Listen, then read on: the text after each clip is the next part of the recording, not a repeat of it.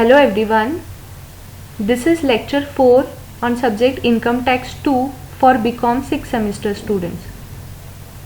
In today's class, we are going to understand the format of computation of short-term capital gain under section 48.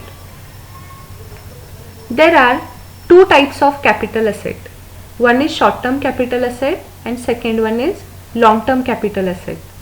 Similarly, there are two types of capital gains, short-term capital gain and long-term capital gain. Any gain arises on transfer of short-term capital asset is known as short-term capital gain, and any gain that arises on transfer of long-term capital asset is known as long-term capital gain. In today's class, we are going to see the format of short-term capital gain. Let us have a look at the format. We compute short-term capital gain as first value we take is full value of consideration on transfer. From this value, expenses incurred in connection with transfer are deducted and the balance is known as net consideration. From net consideration, deduct cost of acquisition and cost of improvement and the balance is known as gross short-term capital gain. From gross short-term capital gain, deduct exemptions if they are given any. The remaining balance is known as net short-term capital gain, or this itself is known as short-term capital gain. Now, let us understand each point in detail. The first point given here is full value of consideration on transfer. It is the value at which short-term capital asset is sold by the assessee. Therefore, full value of consideration is nothing but it is sale price of the capital asset. Suppose you are selling land and building at 50 lakh rupees. So the sale price of land and building is 50 lakh. It is known as full value of consideration. I hope you have understood. Full value of consideration is nothing but the sale price of capital asset. Next point is expenses on transfer. It is the expenses that are incurred during transfer. Transfer means during sale of the capital asset.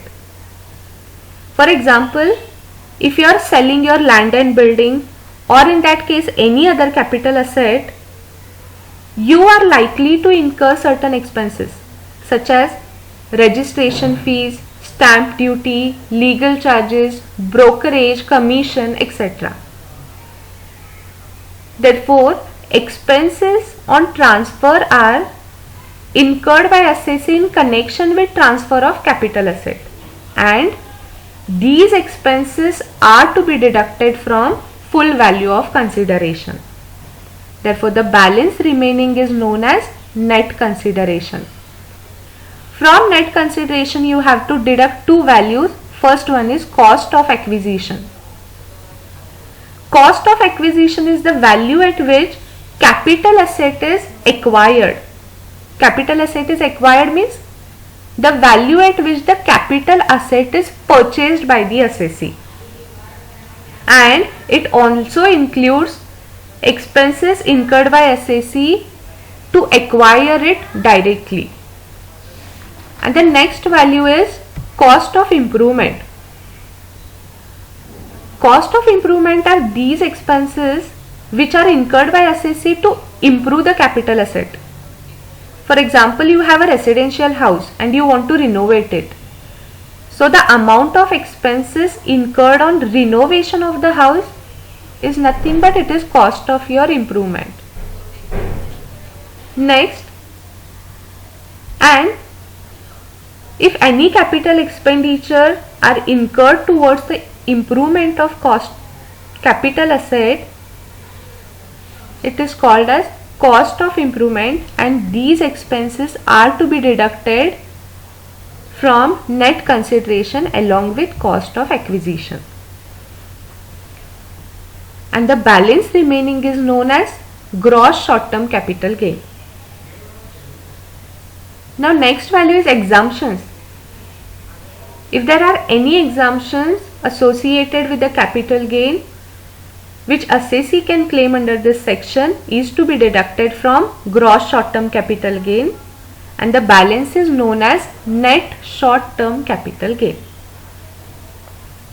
So in this class we have seen only the format of computation of short-term capital gain under section 48. In next lecture we will be solving one simple problem on short-term capital gain. I request all the students to note down this format in your notebook, by which next time when we solve the sums it would be easier for you to refer the format and solve it.